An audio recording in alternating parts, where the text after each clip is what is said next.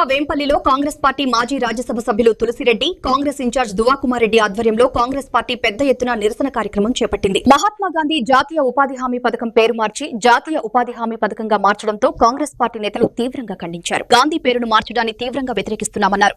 నరేంద్ర మోడీ అహంకారం పరాకాష్ఠకు చేరిందని ఆయన మండిపడ్డారు. కేంద్రంలో భాగస్వామ్యమైన తెలుగుదేశం పార్టీ కూడా ఇందుకు మద్దతుగా వ్యవహరించడం దారుణమన్నారు.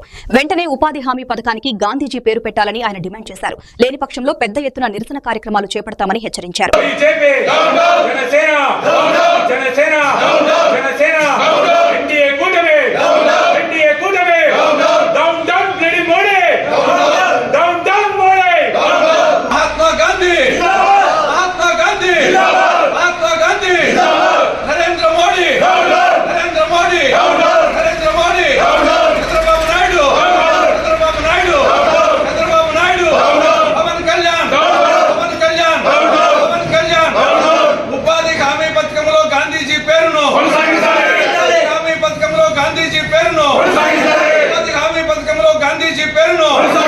వినాశకాలే విపరీత బుద్ధి అన్నారు పెద్దలు. భోగాలము దాపరించిన వాడు హితుల వాక్యము అరుంధతిని దీప నిర్వాణ గంధము వినడు కనడు మూర్ఖనుడు అని మిత్రలాభంలో పరవస్తు చిన్నయ్య సూచించాడు. ఆ విధంగా కేంద్రంలోని మోడీ ప్రభుత్వానికి వినాశకాలం దాపురించింది, భోగాలం దాపురించింది, కౌంట్ డౌన్ ప్రారంభమైంది. అందుకోసమే మోడీ ప్రభుత్వానికి విపరీతమైన బుద్ధులు పుట్టాయి. ఆ విపరీతమైన బుద్ధుల్లో భాగంగానే ఉపాధి హామీ పథకం, దాని పూర్తి పేరు మహాత్మా గాంధీ జాతీయ గ్రామీణ ఉపాధి హామీ పథకం. ఆ పథకం పేరు నుండి మహాత్మా గాంధీ పేరును పూర్తిగా తొలగించింది మోడీ ప్రభుత్వం. నరేంద్ర మోడీ గారికి అహంకారం పెరిగిపోయింది, గర్వం పెరిగిపోయింది, నియంతృత్వ ధోరణి ప్రబలిపోయింది. లేకుండా పోతే మహాత్మా గాంధీ పేరు తీయడం ఏంటి? ఆయన జాతిపిత, ప్రపంచ నాయకుడు, సత్యము అహింస సత్యాగ్రహం అనేటి సార్వకాలీనం, సార్వజనీనం, సార్వప్రాంతీయం, అన్ని కాలాలకు అన్వయించినటువంటి మనిషి ఆయన. అటువంటి మహాత్మా గాంధీ పేరును తొలగిస్తారా? ఎంత అహంకారం! ఈ ఆషామాషిగా ఉందా? మహాత్మా గాంధీ అంటే రవి అస్తమించని బ్రిటిష్ సామ్రాజ్యాధినేతలనే భారతదేశపు పొలిమేరల నుండి తరిమి కొట్టినటువంటి వ్యక్తిని మహాత్మా గాంధీ. ఆయనతో పెట్టుకుంటారా మీరు? అందుకే మీకు వినాశకాలం దాపురించింది. ఉపాధి హామీ పథకం అనేది ఇది పల్లె ప్రజల పాశుపతాస్త్రం. ప్రపంచంలోనే అతిపెద్ద ఉపాధి హామీ పథకం ఇది. దీన్ని 2005లో ఆనాడు మన్మోహన్ సింగ్ గారు, సోనియా గాంధీ గారి మా నేతృత్వంలో దీన్ని ప్రవేశపెట్టడం జరిగింది.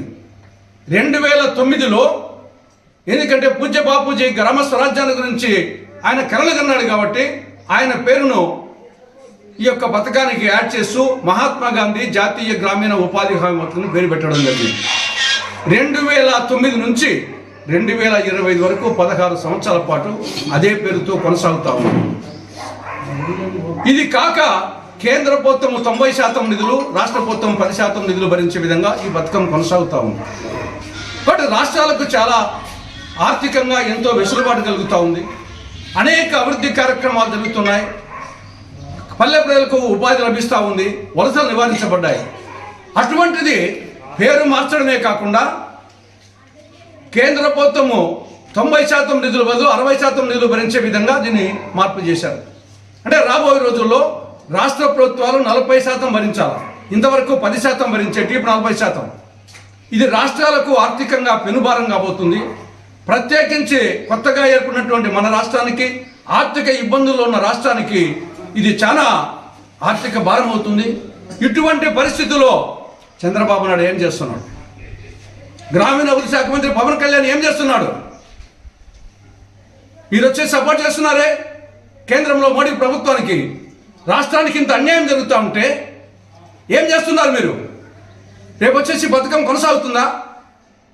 ఈ కార్యక్రమాలు ఏమైతాయి రేపు? కాబట్టి ఇప్పటికైనా మోడీ ప్రభుత్వానికి మీరు వచ్చేసి మీ పార్టీ, మీ పతనం, మీ యొక్క ప్రభుత్వం పతనం కాకూడదు అనుకుంటే మర్యాదగా వెంటనే వచ్చేసి మహాత్మా గాంధీ పేరును ఆ పథకంలో కొనసాగించండి. అదేవిధంగా కేంద్ర ప్రభుత్వం 90% నిధులు ఇవ్వాలి ఇచ్చి తీరాలి. అది కానప్పుడు చంద్రబాబు నాయుడు గారికి, పవన్ కళ్యాణ్కు ఎగ్గు సిగ్గు ఉంటే, రాష్ట్రం మీద అభిమానం ఉంటే మీరు వెంటనే మద్దతు ఉపసంహరించుకోండి. మీ మద్దతుతోనే ఈరోజు కొనసాగుతూ ఉంది. ఆ కొనసాగుతూ ఉన్నందువల్లనే ఈ పేరు మార్పు జరిగింది. ఆ కొనసాగుతూ ఉన్నందువల్లనే కేంద్రం నుండి రాష్ట్రానికి నిధులు రాకుండా పోతున్నాయి. కాబట్టి మీరు అవి 90% నిధులు వచ్చేటట్టుగా చేయండి, ఆ పేరు ఉండేట్టుగా చేయండి, లేకుంటే మీరు మద్దతు ఉపసంహరించుకోండి అని కాంగ్రెస్ పార్టీ అటు మోడీ ప్రభుత్వాన్ని హెచ్చరిస్తూ, ఇటు చంద్రబాబు నాయుడిని, పవన్ కళ్యాణ్ను హెచ్చరిస్తూ ఉన్నారు. మీ పతనం మోడీ పతనంతో పాటు మీ పతనం కూడా దీంతోనే ప్రారంభమవుతుంది. తస్మాత్ జాగ్రత్త అని కాంగ్రెస్ పార్టీ హెచ్చరిస్తూ ఉంది.